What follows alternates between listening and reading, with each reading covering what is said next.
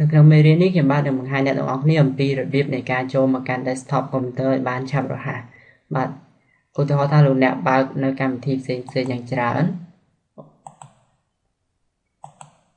នៅពេលនោះគឺលោកអ្នកចង់ត្រឡប់ទៅកាន់ desktop computer វិញ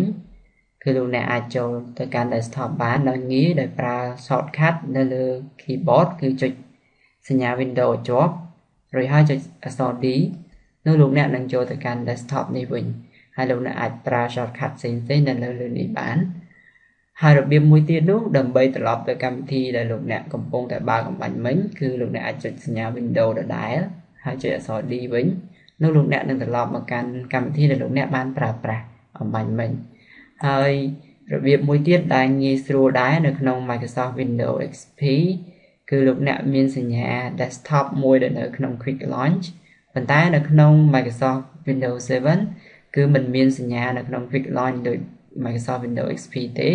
គឺលោកអ្នកអាចចុចនៅត្រង់ចំណុចចុងក្រោយគេនេះគឺលោកអ្នកនឹងចូលទៅកាន់ desktop ហើយ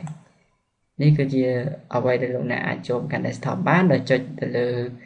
taskbar ដែលនៅចុងគេបំផុតនេះហើយលោកអ្នកអាចចូលទៅកាន់កម្មវិធីដែលកំពុងប្រើប្រាស់អំបញ្ញមិញវិញបានដោយចុចលើ